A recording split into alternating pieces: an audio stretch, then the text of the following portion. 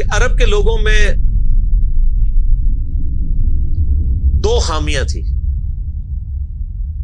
Number 1 چٹے ان پڑھ جاہل اجڈ، حتیٰ کہ انہیں باقی لوگ امی کہا کرتے تھے. امی نیرے ان پڑھ.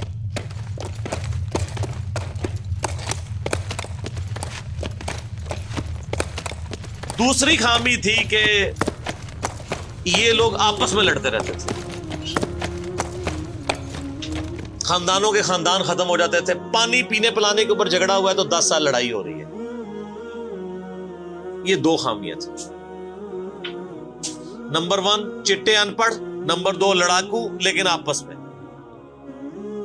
لیکن دو خوبیاں بھی تھیں. ایک خوبی یہ تھی کہ یہ ٹف ماحول کے عادی تھے، ریگستان کے رہنے والے،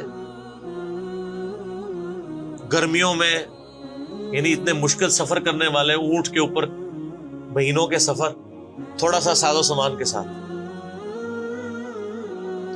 اور دوسری خوبی یہ تھی کہ یہ جب کسی کو زبان دے دیتے تھے نا، پھر گردن ہی کٹتی تھی، پیچھے نہیں ہٹتے تھے، چاہے کسی دشمن کو بھی زبان دی ہے. اللہ نے ان کی یہ دو خوبیاں یوٹیلائز کر لی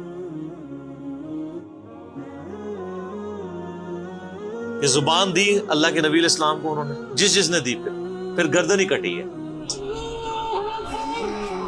اور دوسری خوبی کہ وہ ٹف ماحول کے عادی تھے لیکن لڑتے آپس میں تھے. اللہ تعالیٰ نے ان کی خامی کیسے پوری کی کہ ان کو ایک لیڈر ایسا دے دیا جس نے سارے قبائل کو ایک جھنڈے کے نیچے جمع کر دیا، اور جہالت کے لیے دور کرنے کے لیے ان کو ان کی زبان میں کتاب دے دی. اب جس نے سورہ بقرہ، سورہ نساء، سورہ مائدہ حفظ کی ہوئی ہے، اس کے سامنے کوئی کرسچن کا پادری، کیا یہودیوں کا پادری وہ بیٹھ سکتا تھا؟ جتنے ان کے دلائل تھے انہوں نے وہ زبانی یاد کیے ہوئے تھے. تو وہ لوگ جو اپنے آپ کو سمجھتے تھے کہ ہم بڑے علامہ ہیں اور یہ امی ہیں، ان امیوں نے ان کو علم میں بھی الٹ کے رکھ دیا صرف ایک قرآن کی وجہ سے. اور اللہ نے لیڈر دیا، سارے عرب قبائل جمع ہوئے. وہ عربی جو آپس میں لڑتے تھے انہوں نے کبھی یہ سوچا بھی نہیں تھا کہ اگر ہم ایک جھنڈے کے نیچے جمع ہو جائیں تو ہم دنیا کی سپر پاورز کو الٹ سکتے ہیں، رومن اور پرشین امپائر کو. اور دیکھیں سر پھر کیسے الٹا ہے انہوں نے. ود ان 17 ایئرز ہر چیز اڑا کے رکھ دی ہے. صدیوں کی سلطنتیں، لاکھوں کی ریزروڈ آرمیز رومن اور پرشینز کی پوری دنیا پہ حکومتیں کر رہی ہیں، جدید اسلحہ ہے. اور ادھر یہ بدو ہیں جن کے پاس اونٹ ہیں، گھوڑے ہیں، تلواریں ہیں. نہ منجنیق انہوں نے کبھی دیکھی، نہ ان کے پاس اس طرح کے ہاتھی بڑے بڑے جو پرشینز کے پاس تھے. بس چل پڑے، کلمہ پڑے اور نکل کھڑے ہوئے. پھر دنیا نے دیکھا ہے کہ ہر چیز کو الٹ کے رکھ دیا، انہی کے اسلحے ان سے چھین کے انہی کو الٹ دیا. وہ ساری کی ساری بجلی کس نے بھری تھی ان کے اندر؟ اس کتاب میں.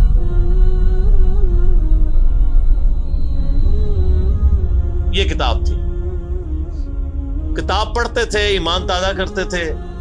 جہاد کا کیوں ذکر ہے اتنا قرآن کے اندر؟ کیونکہ اللہ نے ایک ایسی امت اٹھانی تھی جس نے تلوار کے زور پہ اکھاڑنا تھا رومن اور پرشین. ہم مانتے ہیں کہ اسلام تلوار کے زور پہ پھیلا ہے، لیکن یہ تصویر کا ایک رخ ہے. تصویر کا دوسرا رخ یہ ہے کہ جو بدماش صدیوں سے دنیا پہ حکمران تھے اور لوگوں کی رعایا کا استحصال کر رہے تھے، اپنی رعایا کا، ان پہ انہوں نے اتنے ٹیکسز لگائے ہوئے تھے. ان کو اکھاڑنے کے لیے کیا میٹھی میٹھی باتیں چاہیے تھی؟ طارق جمیل صاحب کے لیکچرز نے رومن اور پرشین امپائر اکھاڑنی تھی. یہ تو ان لوگوں کے لیے مسلمان ہو چکے ہیں. بدماش کب اپنی پوسٹ چھوڑتے ہیں؟ ان کو پھر اسلحے کے زور پہ ہی اکھاڑنا تھا. اور پھر اللہ نے صحابہ کرام کی تلواریں مسلط کی ان کے اوپر. جب اکھاڑ دی، فریڈم آف ایکسپریشن مل گیا، پھر معاملات سیدھے ہو گئے. اس زمانے میں بادشاہ کا دین رعایا کا دین ہوتا تھا. اگر کوئی رعایا کہے نا کہ میں بادشاہ کے دین سے الگ ہوتا ہوں، قتل ہو جاتا تھا. آپ پتہ عیسائیت کیسے پھیلی ہے؟ یہ تو سارے بت پرست تھے. کانسٹنٹائن 2 جس کے نام پہ قسطنطنیہ شہر تھا جو بعد میں مسلمانوں نے فتح کیا، سلطان محمد فاتح نے، ٹرکی والوں نے اس پہ ایک فلم بھی بنائی ہے، اردو ڈبنگ کے ساتھ ہے، ایک ہی نشست میں آپ دیکھ سکتے ہیں 2.5-3 گھنٹے کی. جو فلمیں دیکھتے ہیں ان کے لیے، مولویوں کے لیے نہیں. تو اس نے وہ قسطنطنیہ فتح کیا، پھر اس کا نام استنبول رکھ دیا. وہ کانسٹنٹائن 2 جو تھا وہ کرسچن ہو گیا تھا. چونکہ وہ کرسچن ہوا تو پوری رعایا 3 بر اعظموں میں پھیلی ہوئی وہ کرسچن ہو گئی. ایسے کرسچینٹی پھیلی ہے. تو رعایا کو وہی دین رکھنا ہوتا تھا جو حکمران کا ہے. پہلے حکمران بت پرست تھا، عیسائیوں پہ ظلم ہوتے تھے. بعد میں جب حکمران ہی مسلمان ہو گیا، اس زمانے ظاہر عیسائیت اسلام کا ہی نام تھا، تو سارے پیچھے اس امام کے. یہ بڑا خطرناک معاملہ تھا. دوسری طرف پرشین جو ہیں وہ آتش پرست تھے، ان کے نیچے آتش پرستی کا دین چل رہا تھا. تو یہ پھر ضرورت تھی کہ فریڈم آف ایکسپریشن دیا جاتا. اسلام نے تلوار کے زور پہ ان کو اکھاڑا، ان کی بدماشیاں ختم کی، اور ایسی ختم ہوئی کہ بخاری مسلم کی حدیث ہے، نبی علیہ السلام نے فرمایا ان قریب کیسر ختم ہو جائے گا، پھر قیامت تک کوئی کیسر نہیں ہوگا. ہائے ہائے ہائے سر، یہ پروفیسیز اللہ کی تائید کے ساتھ ہی کوئی دے سکتا ہے. ان قریب کسرا ختم ہو جائے گا، قیامت تک کوئی کسرا نہیں ہوگا. دیکھ لیں 1500 سال ہو گئے ہیں، نہ رومن امپائر دوبارہ بنی، نہ پرشین امپائر دوبارہ بنی. حتیٰ کہ اب تو وہ کانسیپٹ ہی ختم ہو گئے، ملکوں والا کانسیپٹ آ گیا. اور اس زمانے میں یہ بات کرنا ایک ایسے شخص کا جس کے اوپر ایمان لانے والے گنتی کے لوگ ہوں، بہت بڑی بات. اور اللہ نے پھر اکھڑوایا. اور آج فریڈم آف ایکسپریشن ایسا ہے کہ آج تلاوت ہو رہی ہوتی ہے تو ٹرمپ بھی بیٹھ کے سن رہا ہوتا ہے. کیوں؟ حالانکہ وہ کرسچن ہے. فریڈم آف ایکسپریشن آ گیا. آپ جائیں امریکہ میں، آپ کسی مارکیٹ میں مسلح ڈال کے نماز پڑھیں، کوئی آپ کو منع نہیں کرے گا. الٹا آپ کے ساتھ سیلفیاں بنا رہے ہوں گے کہ یہ کیا ہو رہا ہے. تو پہلے کوئی سوچ سکتا تھا کہ فرعون کے سامنے کوئی نماز پڑھتا؟ جادوگروں نے ذرا سی بات کی، ایمان لے کے آئے تو میں تمہیں سولی دے دوں. تو یہ اسلام اس دور جدید کا خالق ہے، اور یہ دور جدید کو تخلیق جو اسلام نے دی ہے وہ قرآن کے ذریعے. ایک علامہ وحید الدین خان صاحب ہیں انڈیا کے، 90+ ان کی ایج ہے. انہوں نے کتاب لکھی ہے اسلام دور جدید کا خالق. اسی ٹاپک کو ایڈریس کی، کمال کی کتاب ہے وہ، اور پڑھنے سے تعلق رکھتی ہے. آپ گوگل سے اس کا PDF بھی ڈاؤن لوڈ کر سکتے ہیں، چھوٹی سی کتاب ہے. انگلش میں بھی ایک کتاب لکھی ہے گاڈ رائزز، خدا ابھرتا ہے. خدا پھر جو ابھرا ہے نا جی قرآن کے ذریعے.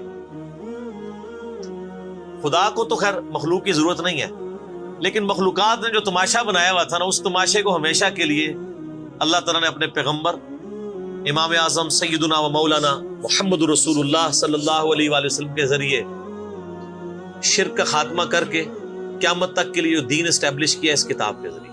اب یہ کتاب قیامت تک نبی علیہ السلام کا معجزہ ہے. یہ کتاب ہے سر جس نے دنیا پلٹ دی.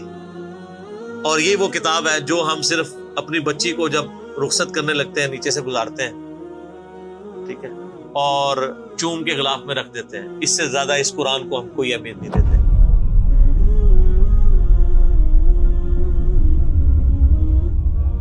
حالانکہ یہ قرآن اس لیے نازل ہی نہیں ہوا ہوا، یہ تو ہماری کتاب زندگی ہے. لیکن ماشاءاللہ ایسی سازش اسلام کے خلاف کی ہے، کافروں نے نہیں، مسلمانوں نے پوری نیک نیتی کے ساتھ جنازہ نکالا دین کا، اور ایک سلوگن دے دیا قرآن نہیں ڈائریکٹ پڑھنا گمراہ ہو جاؤ گے.